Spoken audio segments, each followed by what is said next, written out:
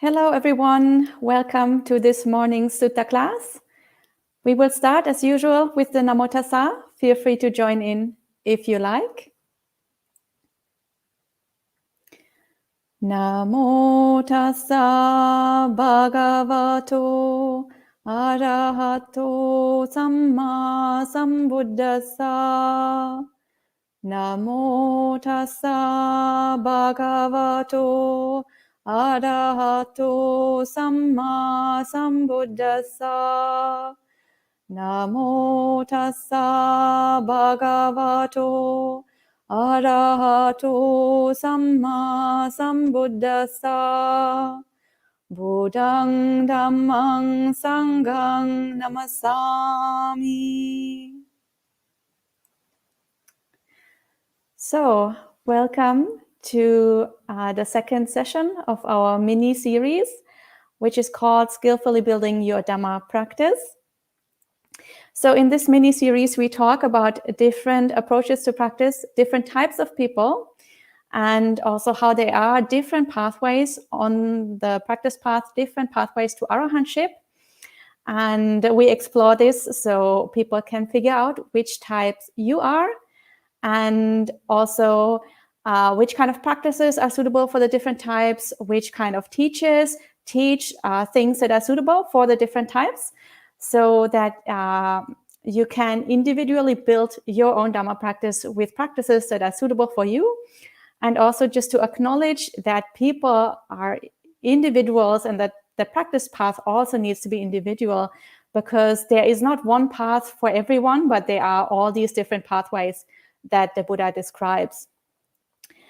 And so last time we had a look at a sutta from the Anguttara Nikaya, and there the Venerable Ananda was talking about 4 different kinds of people that practice and that attain arahantship, so that go all the way to arahantship.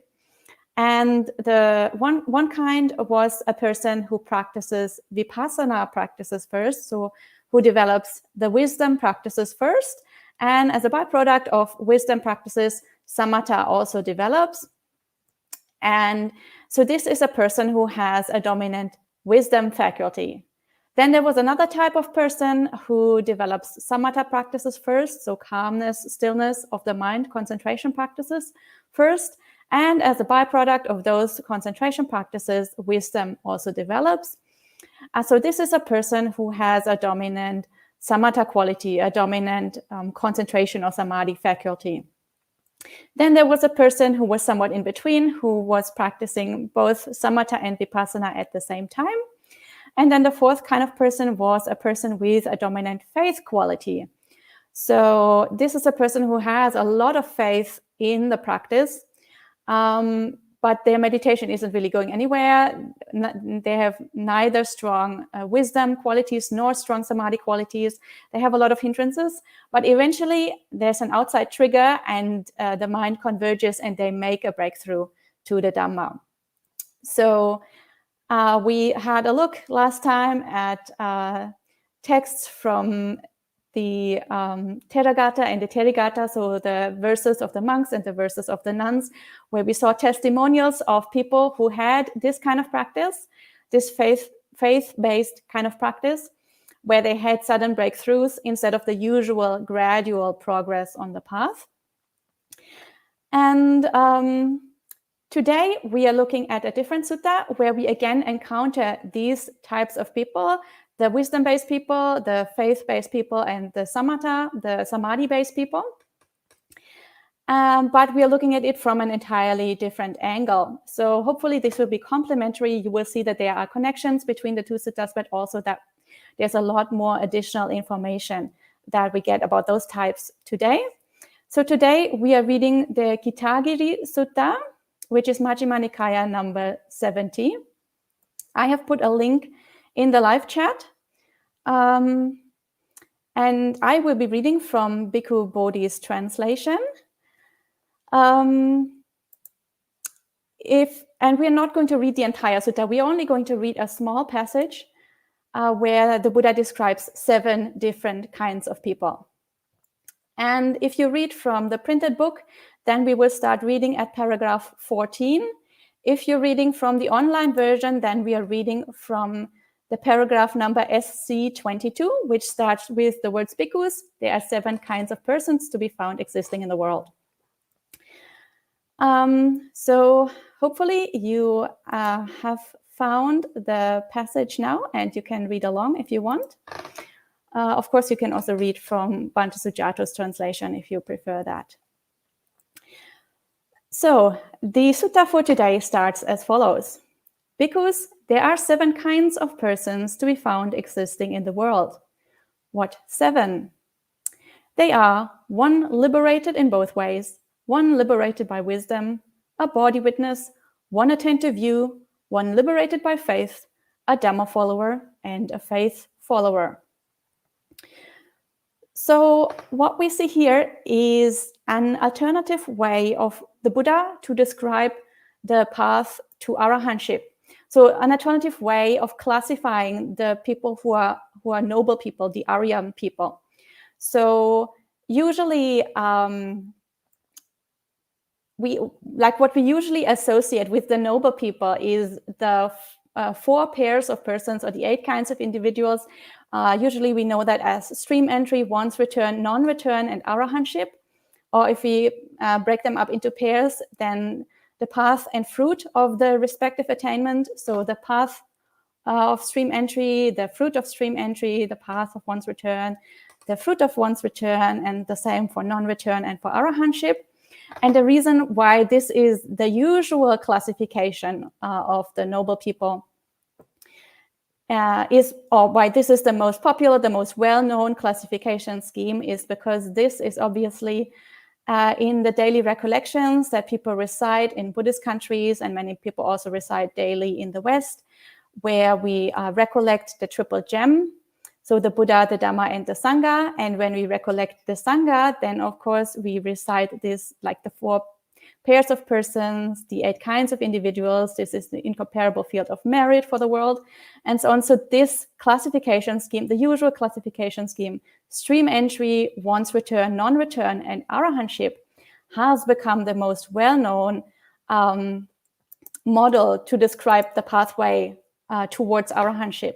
But there are various other classification schemes that we find in the suttas. And these 7 kinds of persons that we are studying today is a different scheme, very different from the usual 4 groups of the Aryans. And again, I think this is very important to acknowledge that the standard version of the 4 groups is of course very famous, is also very useful, but it's not the only model that the Buddha has described, and it's not necessarily the way that everybody experiences the pathway to arahantship. There are other ways to experience it. The Buddha has taught other models, and one of these other models is what we are studying today. So what I want to do is I want to just read through all the 7 types first, and then we can discuss them in a little bit more detail. So the Buddha says, what kind of person is one liberated in both ways? Here some person contacts with the body and abides in those liberations that are peaceful and immaterial, transcending forms, and their taints are destroyed by their seeing with wisdom. This kind of person is called one liberated in both ways. I do not say of such a mendicant that they still have work to do with diligence. Why is that? They have done their work with diligence. They are no more capable of being negligent. What kind of person is one liberated by wisdom? Here, some person does not contact with the body and abide in those liberations that are peaceful and immaterial, transcending forms, but their taints are destroyed by their seeing with wisdom. This kind of person is called one liberated by wisdom. I do not say of such a mendicant that they still have work to do with diligence. Why is that? They have done their work with diligence. So here, the first 2 kinds of people, these are obviously both arahants, since the Buddha says their taints are destroyed, entirely destroyed, and they have no more work to do. Of course, there is a difference between the two. We will talk about this in detail in a few minutes. But what we note here in this classification scheme is even between arahants, there are differences. So even on the stage of arahantship, not everybody is the same. People still have different mental qualities. People still have different dominant faculties, even on the level of arahantship, let alone wider practice towards arahantship. And then the text continues. What kind of person is a body witness? Here, some person contacts with the body and abides in those liberations that are peaceful and immaterial, transcending forms. And some of their taints are destroyed by their seeing with wisdom. This kind of person is called a body witness. I say of such a mendicant that they still have work to do with diligence. Why is that? Because when that venerable one makes use of suitable resting places and associates with good friends and nurtures their spiritual qualities, they may, by realizing for themselves, with direct knowledge, here and now enter upon and abide in that supreme goal of the holy life, for the sake of which clansmen rightly go forth from the home life into homelessness. Seeing this fruit of diligence for such a mendicant, I say that they still have work to do with diligence. What kind of person is one attained to view? Here, some person does not contact with the body and abide in those liberations that are peaceful and immaterial, transcending forms. But some of their taints are destroyed by their seeing with wisdom, and they have reviewed and examined with wisdom the teachings proclaimed by the Tathagata. This kind of person is called one attained to view. I say of such a mendicant that they still have work to do with diligence.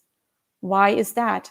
Because when that venerable one makes use of suitable resting places and associates with good friends and nurtures their spiritual faculties, they may, by realizing for themselves, with direct knowledge, here and now enter upon and abide in that supreme goal of the holy life, for the sake of which clansmen rightly go forth from the home life into homelessness. Seeing this fruit of diligence for such a mendicant, I say that they still have work to do with diligence. What kind of person is one liberated by faith? Here, some person does not contact with the body and abide in those liberations that are peaceful and immaterial, transcending forms.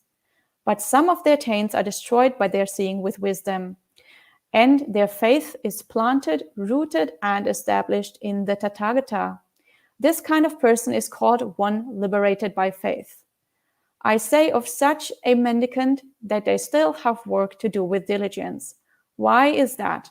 Because when that venerable one lives in a suitable place, associates with good friends, develops their spiritual faculties, then they can attain arahantship.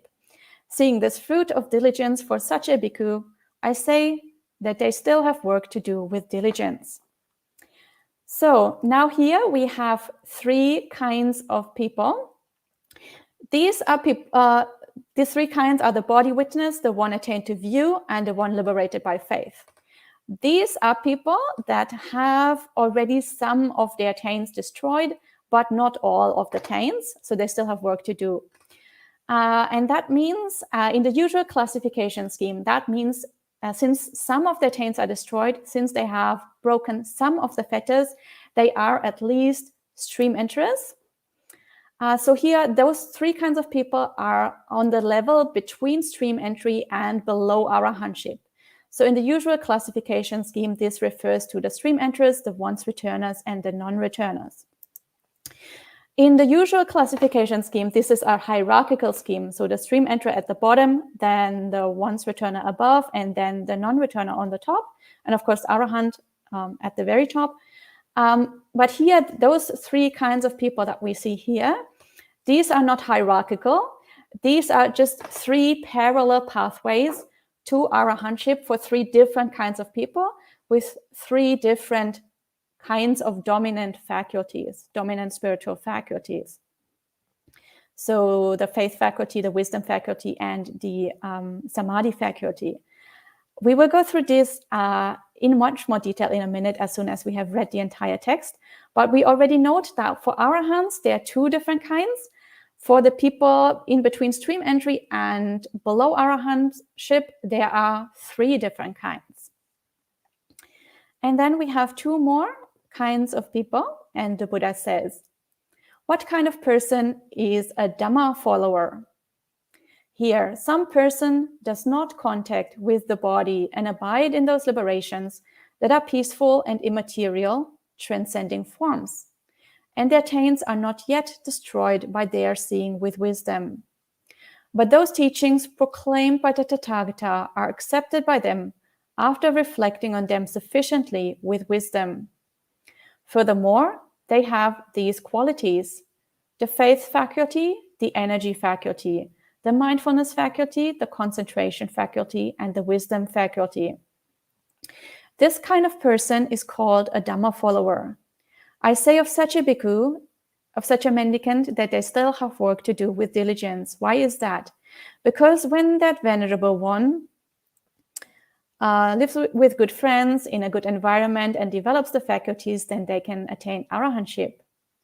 Seeing this fruit of diligence for such a mendicant, I say that they still have work to do with diligence. And what kind of person is a faith follower? Here, some person does not contact with the body and abide in those liberations that are peaceful and immaterial, transcending forms. And their taints are not yet destroyed by their seeing with wisdom. Yet they have sufficient faith and love for the Tathagata. Furthermore, they have these qualities: the faith faculty, the energy faculty, the mindfulness faculty, the concentration faculty, and the wisdom faculty. This kind of person is called a faith follower. I say of such a mendicant that they still have work to do with diligence. Why is that?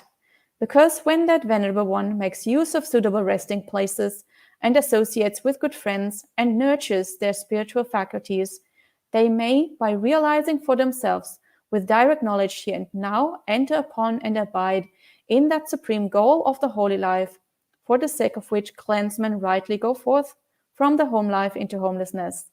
Seeing this fruit of diligence for such a bhikkhu, I say that they still have work to do with diligence.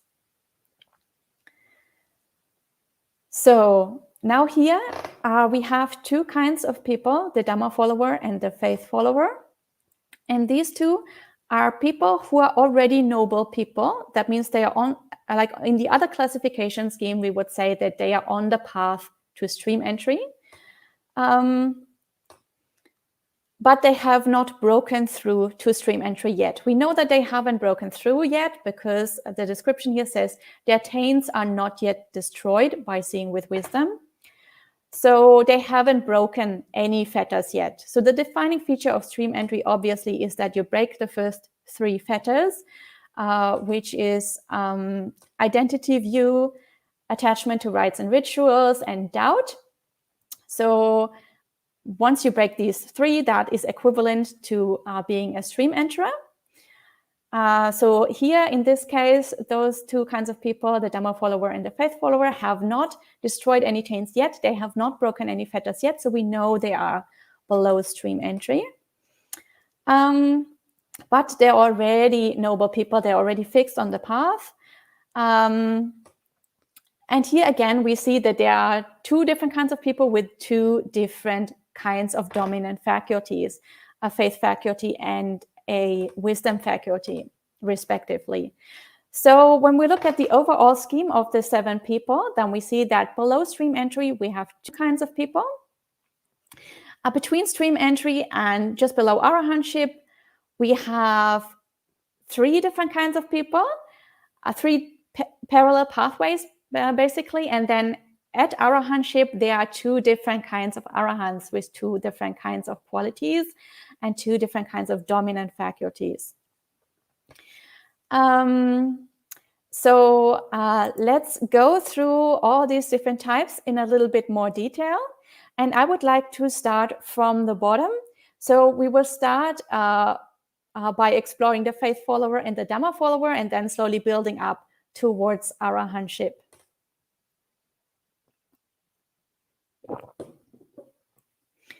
So we see at the bottom, there are the faith followers and the Dhamma followers. Both of these people are described as someone who does not contact with the body and abide in those liberations that are peaceful in immaterial, transcending forms. So this is, of course, a description of the immaterial attainments, which are very deep samadhi attainments above the fourth jhana.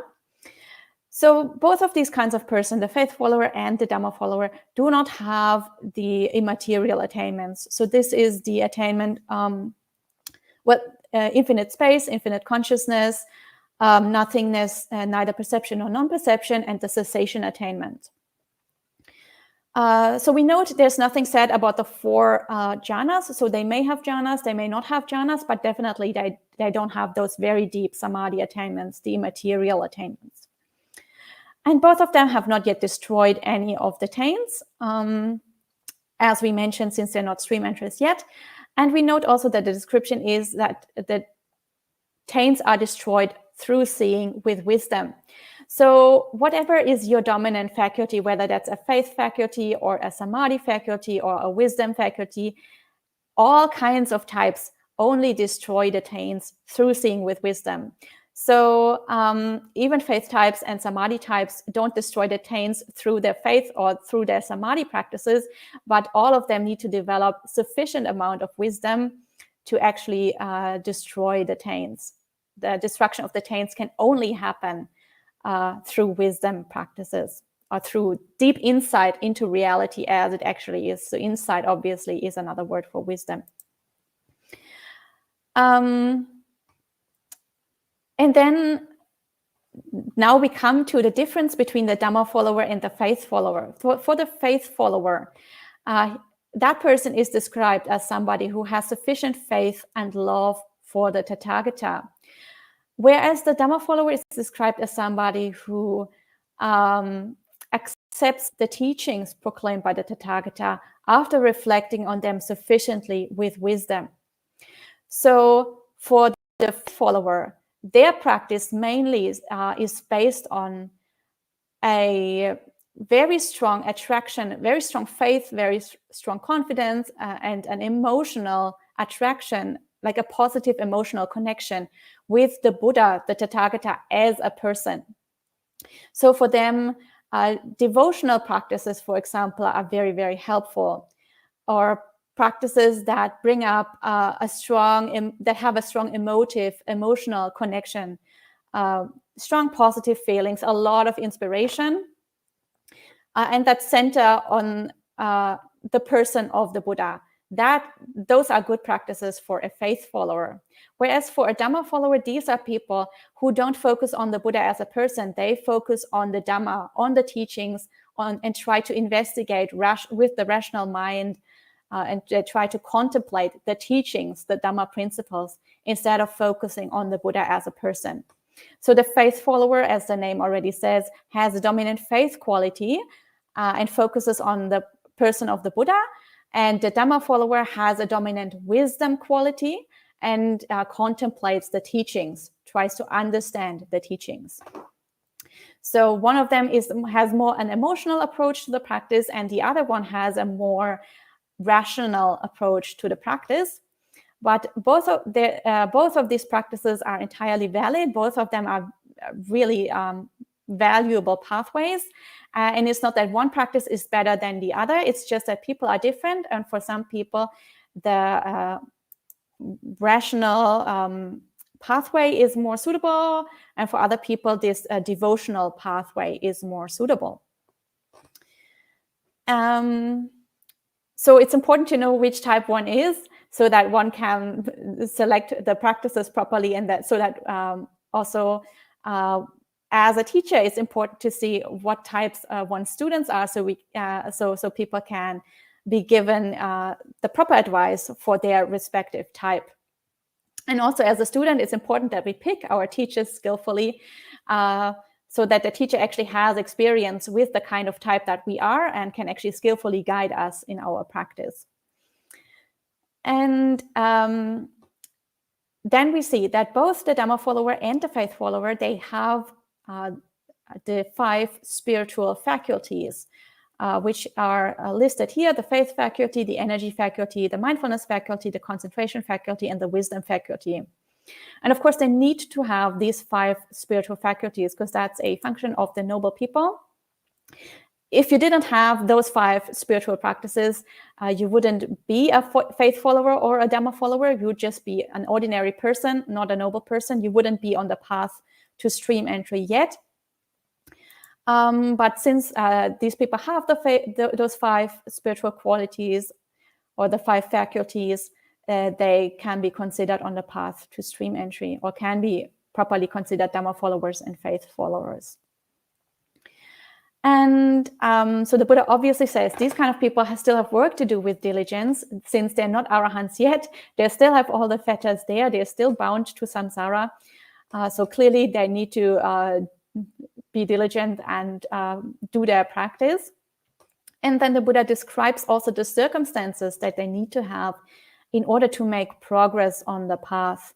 So the Buddha says such a person needs to make use of suitable resting places, associate with good friends, and nurture their spiritual faculties. And if they do that, then they can make progress on the path to arahantship. So we note that there are certain conditions that need to be in place for us to make progress on the path. And to some extent, that's within our control, and to some extent, that's internal work that we are doing, such as the development of the 5 spiritual faculties. That's obviously internal. But also there are external conditions that need to come together to support us in our practice. And here the Buddha says, making use of suitable resting places and associating with good friends. So having a suitable environment, a suitable resting place obviously means an environment that supports us in our practice. The material conditions need to be in place for us to be actually able to focus on the practice. So for the monastics, that usually refers to our 4 requisites. The 4 requisites are robes or clothing to cover the body, food to be healthy and strong and maintain the body, not to let the body die, since we need the body for our practice. And then suitable accommodation, and also medicinal requisites in case of illness. So here, obviously, the Buddha mainly focuses on the resting place. So it's a little bit more geared towards the accommodation, but I think everything comes together here. A suitable resting place is also a place that provides the 4 requisites to monastics or for lay people, that sort of maintains their life without too much hard work and distraction, so that there is a chance to actually focus on the Dhamma. And so a suitable resting place, usually that is a place that not only provides the 4 requisites, but is also relatively calm, relatively peaceful, with not too many external distractions, so that we don't need to worry about too many external things and have a lot of time to do the practice. And also the Buddha mentions the importance of having good friends, associating with good friends. So I think this, again, is an external factor that is extremely helpful on the path. If you associate with people who are also Dhamma practitioners, then there's a good energy. You can support each other. If they are teachers, then you can get teachings. That's of course great. If they are not teachers, just having like-minded people around is already very supportive. For example, if one day you don't feel all that motivated to sit down and meditate, but you see everybody else is meditating and they're not distracting you, so you don't have anything else to do, then it's kind of natural that your mind will also incline to sitting down and being quiet. And when you see everybody else being diligent, then you also don't want to distract them. You don't want to create a disturbance or a conflict. So there's some kind of a group kind of pressure, peer pressure, to also practice. So spiritual friends are extremely helpful on the path. Whereas, for example, if you live with people who are not Buddhist and who don't want to practice and who constantly socialize and make noise and have a lot of distractions and a lot of things going on, then that will constantly pull your consciousness or your mind away from stillness and away from your practice towards the samsaric world. And that will create a lot of disturbance in your mind. And that is not a helpful environment. And those are not the kind of good friends that you should associate with if you're interested in further developing your practice. But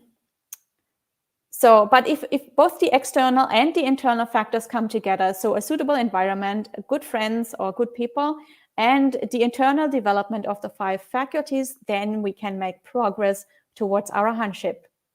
And that's, again, that is the same for all kinds of people, whether that's the faith-based people or the wisdom-based people. So now those 2 people, the faith follower and the dhamma follower, develop on the path. They make the breakthrough to stream entry, and then they turn into one of the other 3 people. So they turn either into one liberated by faith, one attained to view, or a body witness. So let's go through these 3 kinds of people and see what they are. So let's start with the one liberated by faith.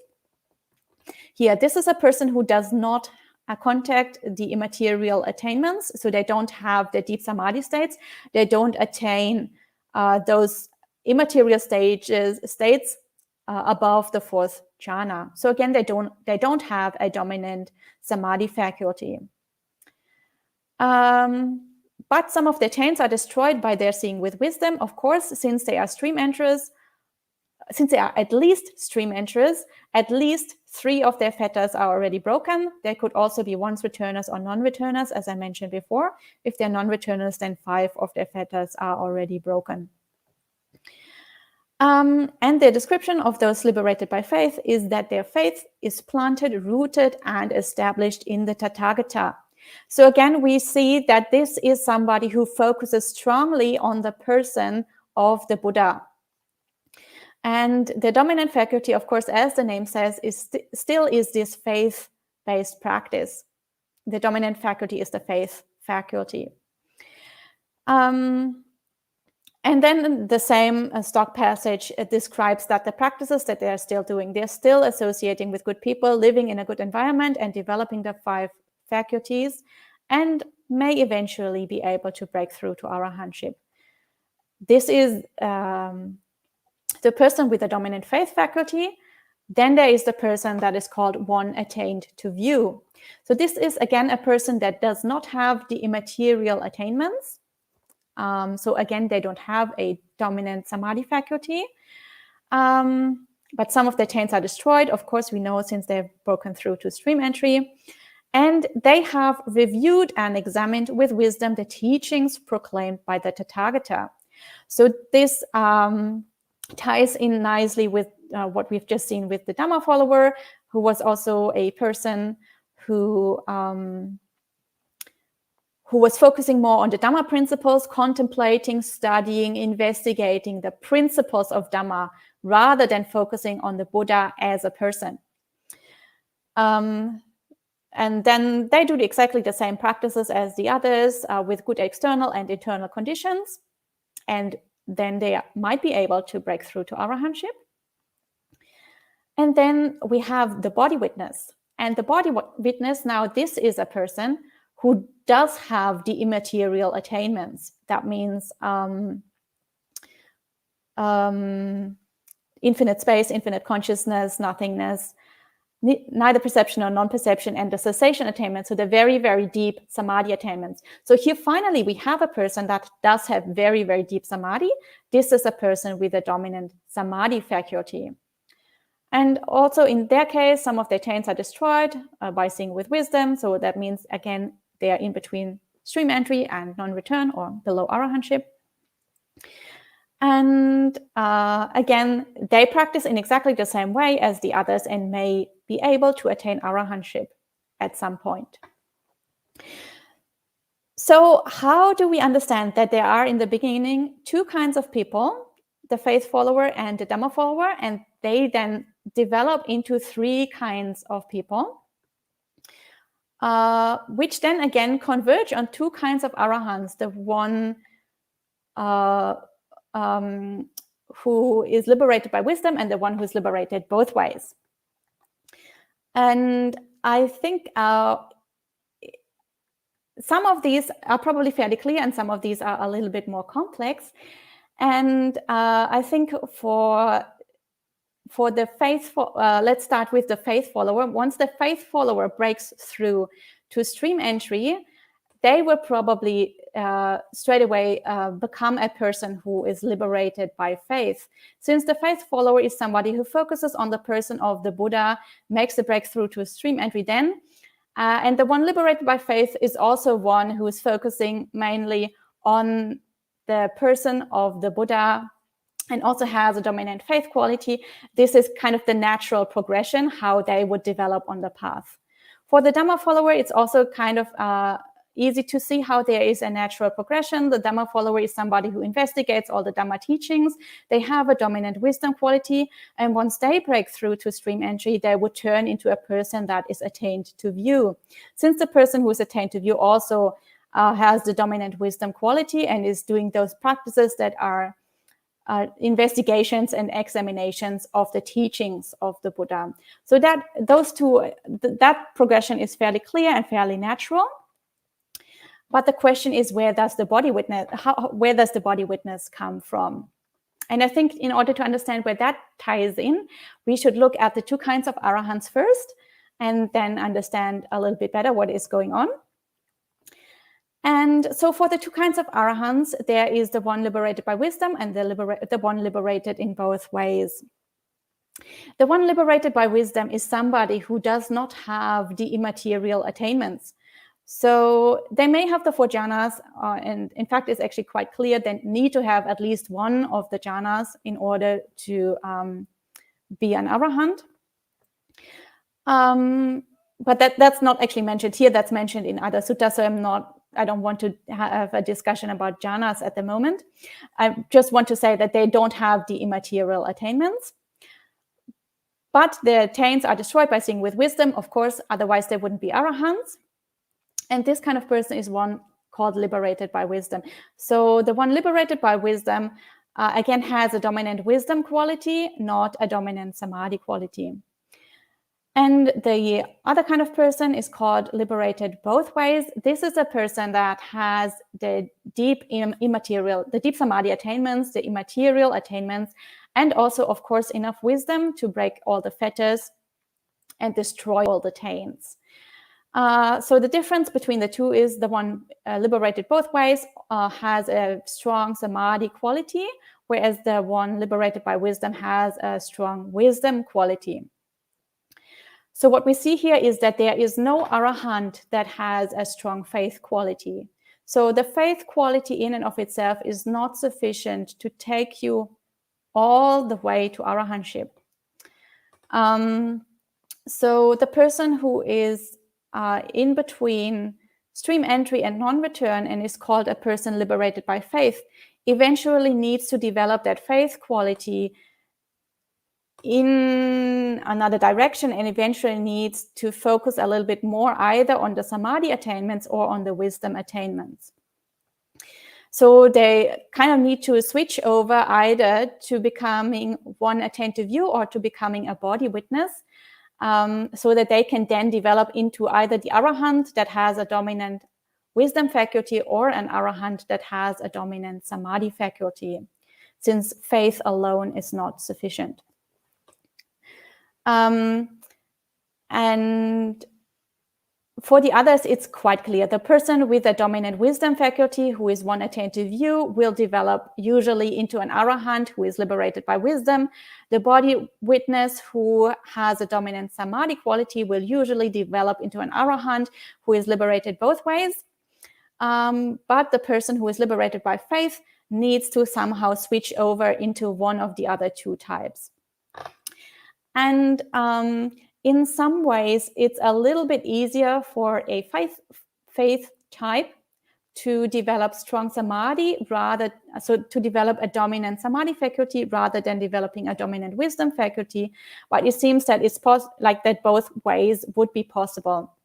And the reason why the faith quality is somewhat closer to the samadhi quality than to the wisdom quality is that the kinds of practices that they are doing, these faith-based practices, they are described as having a strong love for the Tathagata. So they have a strong emotional a positive emotional connection to the practice. And those positive emotional connections, obviously, this has a lot to do with piti and sukha. And piti and sukha, so happiness and joy, these are obviously samadhi factors. So it makes it easier to actually develop deep samadhi. And also the kinds of devotional practices that they do make it somewhat easier to develop one-pointedness of mind. So kind of deep samadhi practices. So for example, if you visualize the Buddha, or if you recite the mantra Buddho, Buddho, or focus on the Buddha in some other way, the mind can become very single-minded, very one-pointed, and then it's much easier to slip into samadhi. So the kinds of practices that they do make it somewhat easy to cultivate good samadhi. They wouldn't normally tend to doing practices that are very, very active, lots of investigations and contemplations that they would need to do if they wanted to cultivate a wisdom quality. But of course, it's not impossible. There are probably also people who switch over to a dominant wisdom quality. But the most straightforward thing of developing from a faith type further on the path is developing into a samadhi type.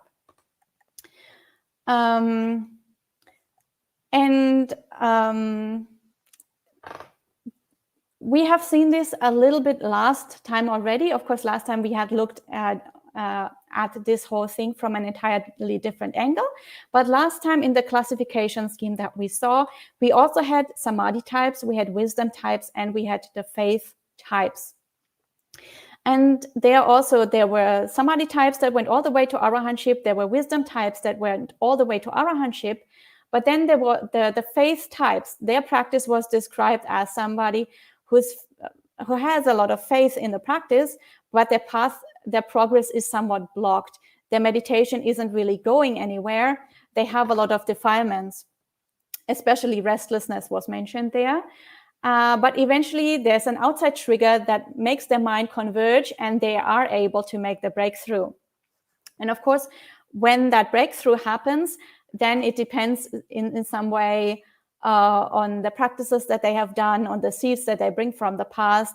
What would happen then if they make a breakthrough to deep insights and wisdom and attain arahantship that way, or if they make a breakthrough and the mind converges into samadhi to a very strong extent and they attain the immaterial attainments. So for the faith type, it's a little bit, I think, variable how they could develop further. I think it's more likely that they would develop into a samadhi type, but it's not impossible for them to also develop into a wisdom type. Last time if you remember the testimonials that we read of those two, the bhikkhu and the bhikkhuni, they didn't really specify exactly what happened when they made that breakthrough. So we don't really know which kind of type they develop into in the end. But yeah, I think, as I mentioned, it's somewhat more likely to develop into a samadhi type than into a wisdom type, since both faith and samadhi have very similar prerequisites. And both of them actually tend towards calmness and quietness of the mind, whereas the wisdom practices tend towards mental activities, and all these investigation practices that wisdom types do make the mind, or keep the mind, a little bit more active than what the samadhi types would need, or what their practice would be like. So I see that we have already spent 45 minutes talking about these 7 types, so I think I should start wrapping up and answer a few questions. So to recap, we have just looked at 7 kinds of persons. 2 people below the threshold of stream entry, then 3 people in between stream entry and below arahantship, and then 2 people at the level of arahantship itself. And we see that for the wisdom types, the progression is quite clear, from a dhamma follower to one attained to view, to one liberated by wisdom. For the faith types, they would develop from a faith follower into one liberated by faith, and then they could potentially develop into a body witness and into one liberated both ways. Or there is also a chance for them to develop into one attained to view and then one liberated by wisdom. So the pathways are different, of course, and I think it's very important to acknowledge that different people have these different pathways. And I hope that maybe you got an impression or got an idea what kind of type you are, because obviously if you are a Dhamma follower or more on the wisdom side, then doing a lot of contemplations and doing a lot of investigation of Dhamma principles, this kind of practice is entirely different, or is to some extent quite different. Maybe not entirely different, but to some extent quite different from the faith follower or the faith-based practices that are very devotional and that focus on the Buddha as a person, and that where the motivation to practice and the progress on the path depends very much on an emotional, positive emotional component, whereas the Dhamma follower practices more with a more detached, rational, non-emotional approach. So I hope that you have an idea which type you are and have an idea which kind of practices might be suitable for you. And at this point, I will end today's sutta discussion. And I see that there are quite a few comments in the live chat. So I will see if I can answer a few questions.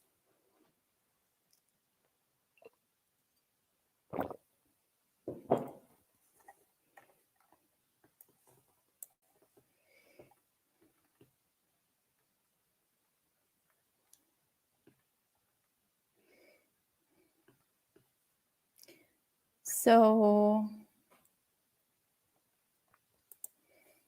Buddha Ruchi says, extraordinary. Yesterday, by coincidence, a monk friend and teacher of mine were discussing wisdom vis-a-vis samadhi as a requirement for entering the path. Yeah, sometimes it seems like coincidence, but there's also the saying, when the student is ready, the teacher appears. So maybe you were just ready to hear these kind of teachings. So they all come your way now because your mind is ready, and this might be something this might be a hint for you that this is something that you should explore further a little bit. So yeah, I'm glad that maybe this is something that was helpful for you today. I don't know. And Buddha Ruchi also continues. Bhante said that while samadhi can bring us forward, so to speak, I think this means panya, not punya. Panya is necessary. Panya means wisdom, is necessary and sufficient quality for enlightenment. Yeah, I think this is very clear in this sutta also. No matter which is your dominant faculty, it's always, for every single type, it is said that the taints are destroyed through seeing with wisdom. So even if you're a samadhi type or a faith type, you still need to have some kind of wisdom. So all the types need to develop the 5 spiritual faculties to some extent. It's just that one faculty is the dominant one that propels you forward on the path. But all the 5 faculties, faith, energy, mindfulness, concentration, and wisdom, need to be developed to a good extent for all the kinds of types. And wisdom is the one thing that really breaks the fetters. Samadhi or faith cannot break the fetters. They can help you to make your wisdom, to empower your wisdom, but in and of themselves, they're not sufficient for breaking through, for breaking fetters, or for becoming enlightened.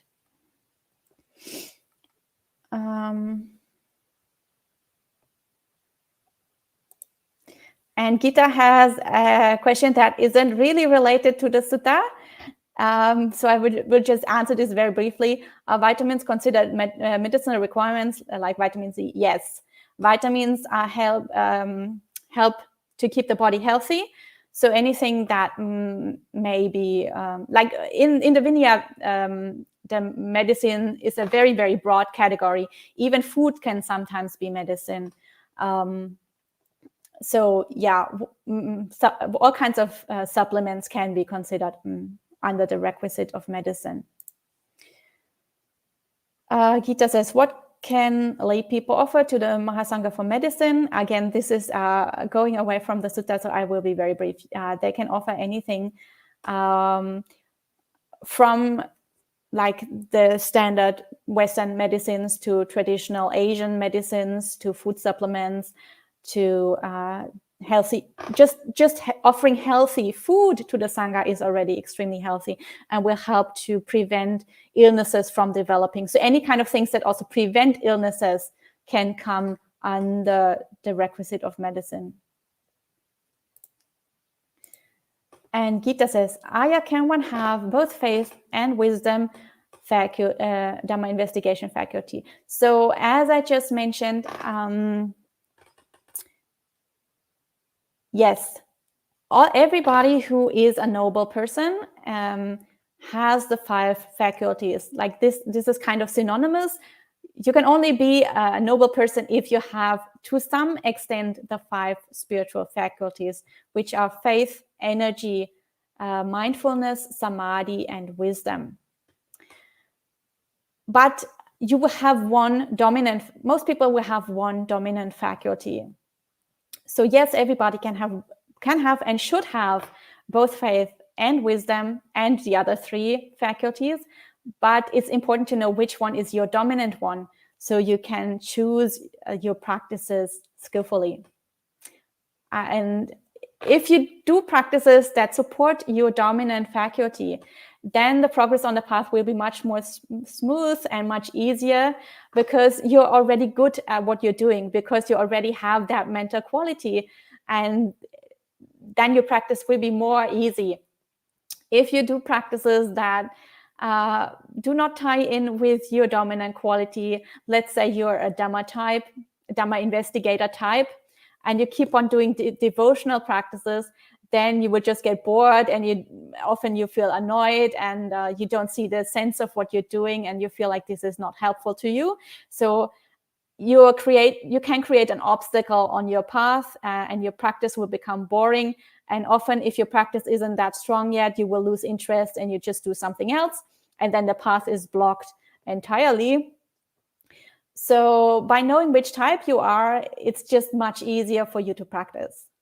That's why we are trying to figure out which type you are. That's why we're having this mini series, so that we can try to figure out which kind of things would be helpful for us personally.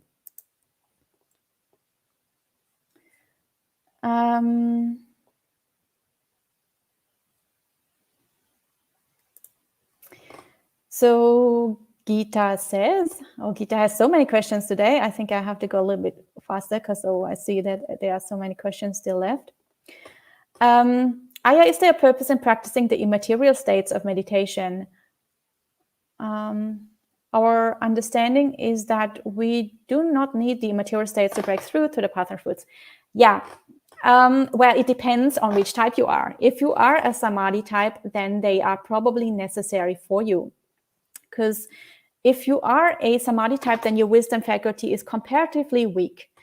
And that means if your wisdom faculty is a little bit weak, it's difficult for you to see all the defilements and to see all the Dhamma principles and to see how it all links together and to understand dependent origination and all these kind of things.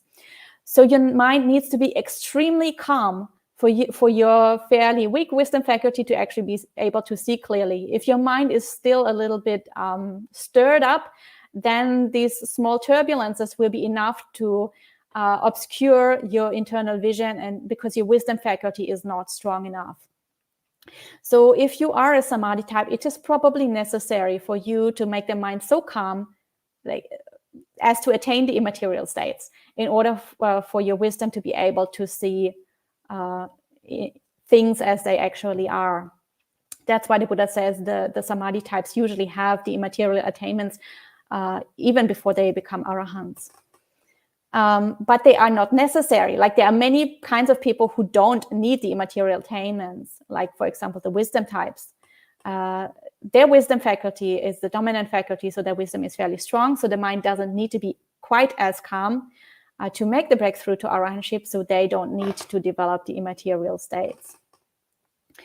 So there are lots and lots of people who don't need to practice the immaterial states of meditation.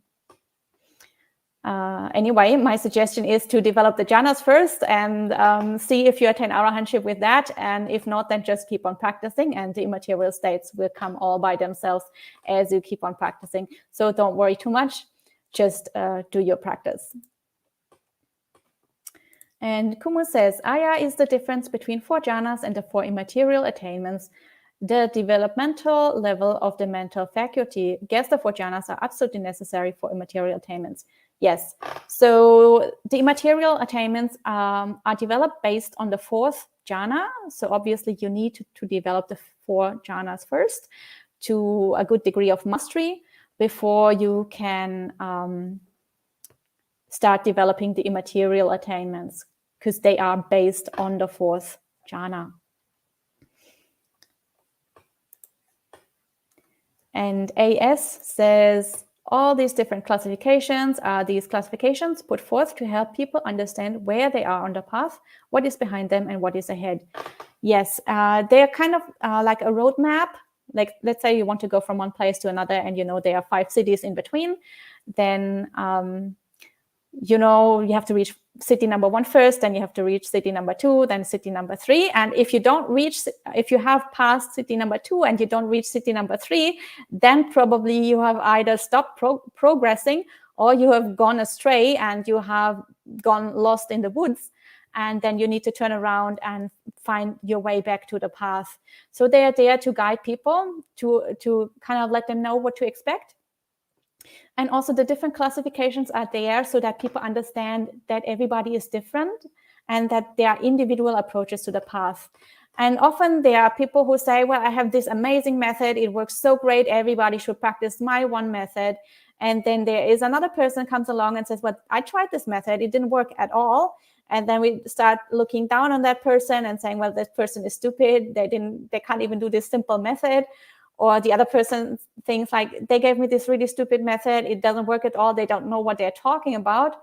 So there's a lot of conflict, and it can lead to a lot of confusion if we don't understand that there are different pathways and that people are different, and that not every method works for every person.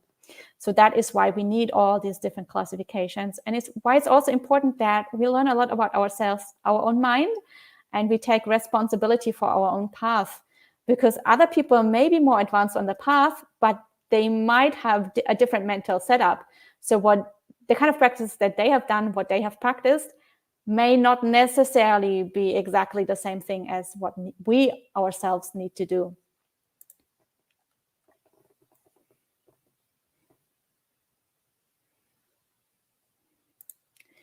And Sud says, Dear Venerable, if someone practices the Eightfold Path with fidelity, attends Dhamma lectures, practices meditation, and keeps their precepts, then they are either a faith or a Dhamma follower. Is that right?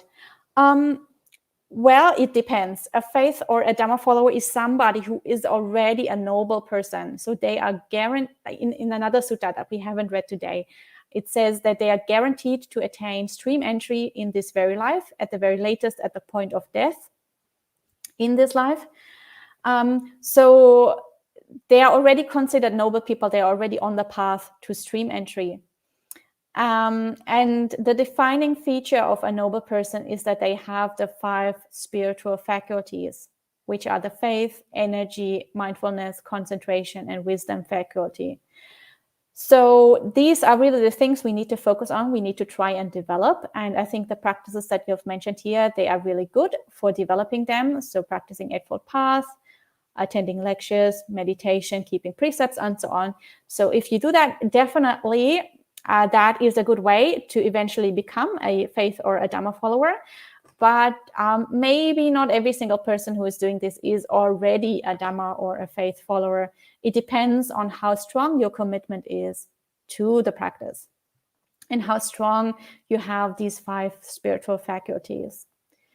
So yeah, it's a little bit difficult, obviously, to say whether you are already a faith or a Dhamma follower or not yet, because you haven't broken any fetters. So you wouldn't really know if you're already there or not. Usually this is something you only know in hindsight. Once you've broken through to stream entry, you know that just before you were a Dhamma follower or a faith follower. But while you're a Dhamma follower or a faith follower, you don't really know that. And there's also a sutta where the Buddha says he didn't really want to teach about these kind of things because it makes people lazy once they know that they are already guaranteed to attain stream entry in that life. Or once they know that they are already guaranteed to attain arahantship within the next 7 lives, they don't want to practice anymore, and all the defilements take over and they become lazy. So the Buddha was quite hesitant to teach about these things. But eventually people started asking questions, and then he answered the questions.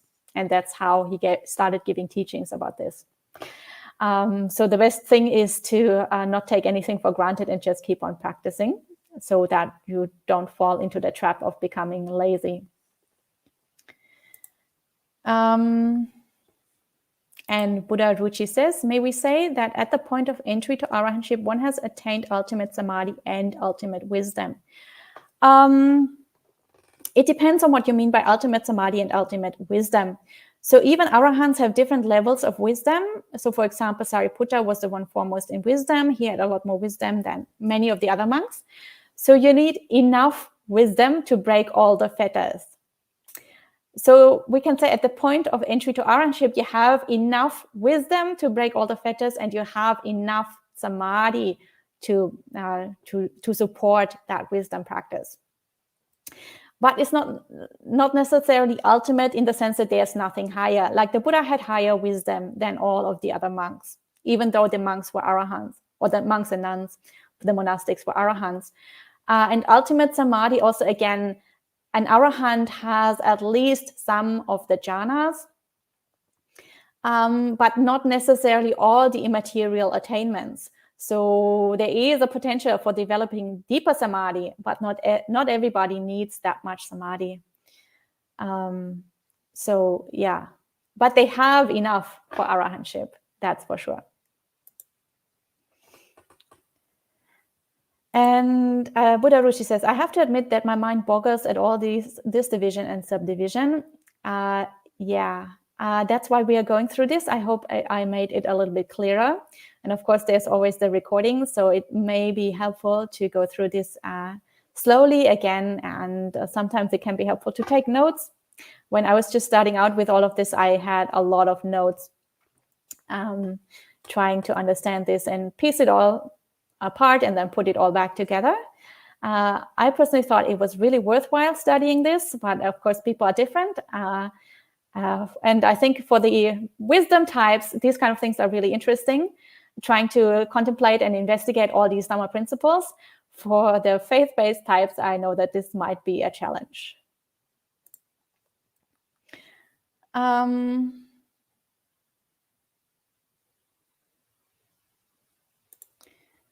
And Pial and Indira Valpola ask, in the fourth type in AN 4.170, so this is the sutta we read last time, the corruptions of insight, restlessness in regard to Dhamma achieving release, and conceit, overestimating oneself, do they correspond to the last 2 fetters before release? So I don't quite remember exactly how it was phrased in that sutta, but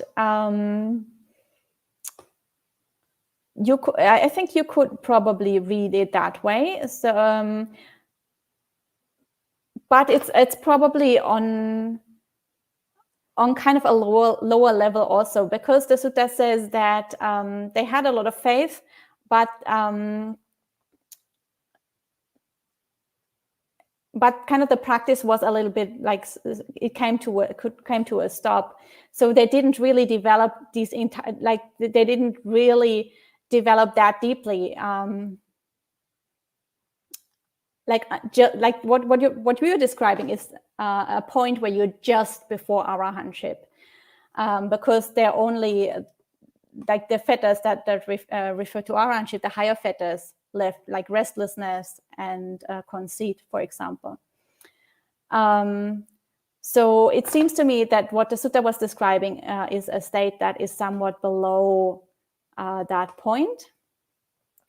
But yeah, I think there is definitely a connection between the two higher fetters that you mentioned and what is described for the faith type. But also, as we have seen today, the faith-based faculties do not take you all the way to arahantship. You have to switch over to a wisdom practice or to a samadhi practice eventually in order to become either an arahant liberated both ways or an arahant liberated by wisdom. There is no arahant liberated by faith alone. So a faith-based practice needs to be complemented at some point, of course, at a fairly high point on the path, but at some point it does need to be complemented with other practices.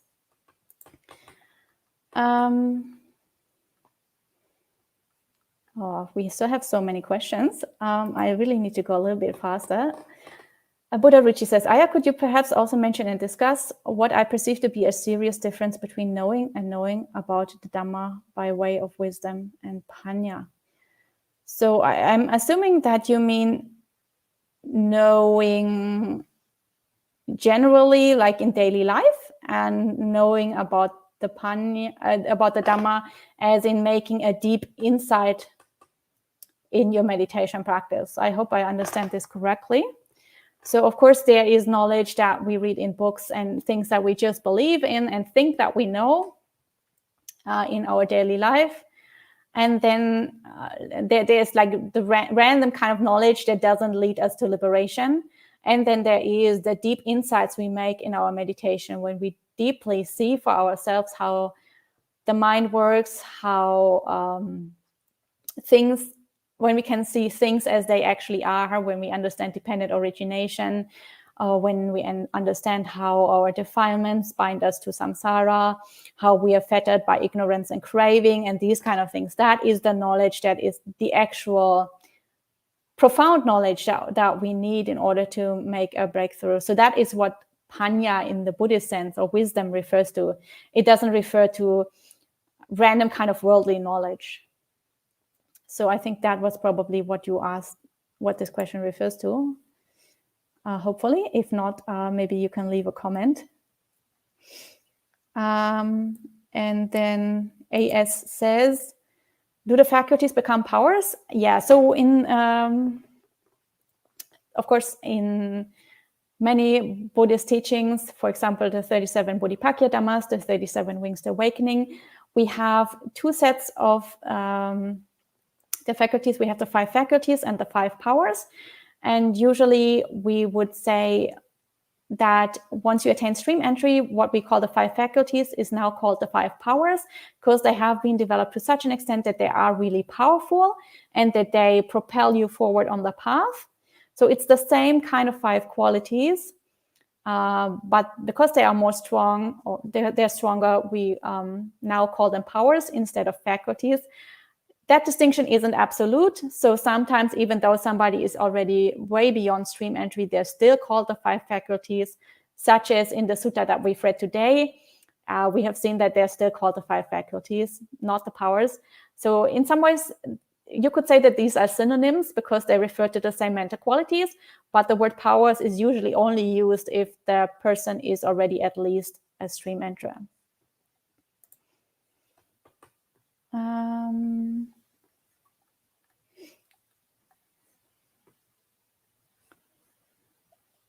Kuma says, this sutta also shows the power of faith, isn't it? Yeah, faith is an extremely important quality. No matter what type you are, whether you're a wisdom type, a samadhi type, or a faith type, faith is always extremely important. It's one of the 5 spiritual faculties. You need to have faith. And of course, that faith will become much stronger after you break through to stream entry, because stream entry removes all the doubts that you might have about the Buddha and his teaching in your mind. And for the faith-based types, obviously faith is the dominant faculty. So faith can propel you forward on the path very, very, very far. Not all the way to arahantship, probably, as we have seen today in the classification schemes, but very, very far. Even if you're not a faith type, still faith is one of the 5 faculties that you absolutely need to develop, and you need to have even as a wisdom type. Because if you don't have faith in the teaching, or let's say confidence in the teaching, then you have so much doubt that you constantly question, and your mind can't attain a reasonably peaceful state. So you can't actually deeply see into the things that are going on in your mind, because there's just too much turmoil and too many questions and too much doubt, and it creates a barrier for you to actually properly commit to the practice. So faith or confidence in the Buddha and his teaching is very important.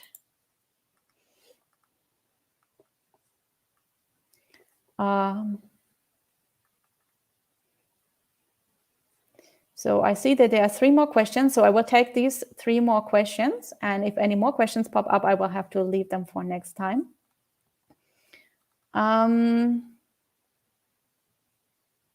Okay, one of them is actually not a question, I think. This is Buddha Ruchi saying, so the point is the breaking of the fetters, and these techniques are our methods of doing so. Got it. Yeah, that's exactly right.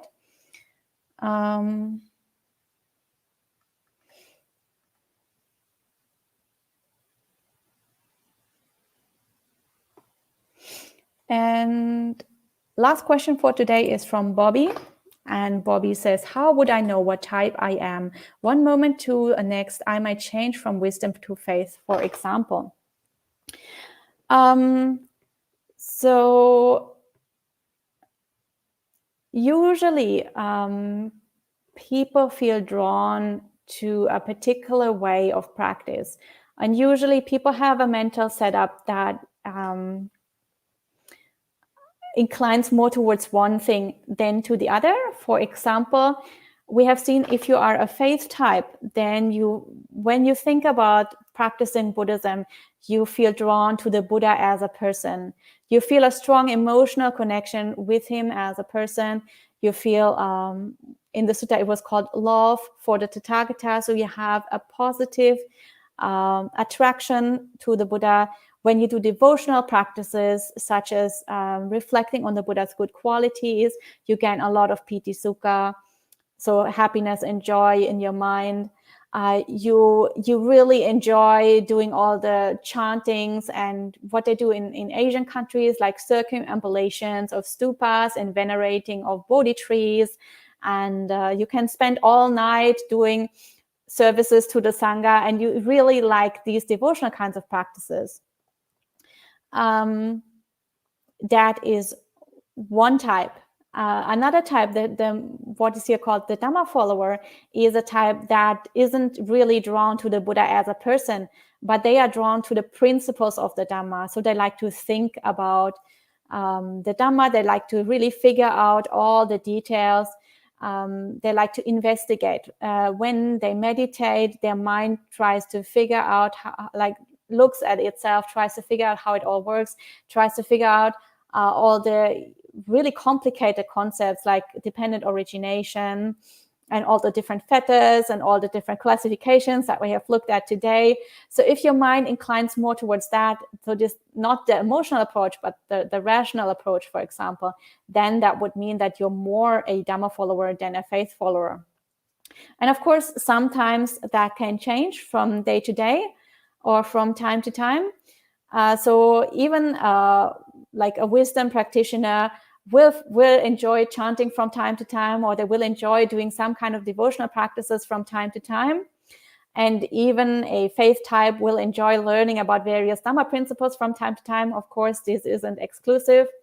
So of course, even a faith type will need to learn the basic principles of Dhamma and sometimes look into things in a lot more detail. But generally, you should really get to know your own mind and see which side you incline to more. And then pick practices that are suitable for that. And if it really turns out that you keep on switching back and forth every day, then it's even more important that you get to know your own mind, because then you can look at your mind and see which faculty is dominant today, do I feel like doing faith-based practices? Do I feel like doing wisdom-based practices?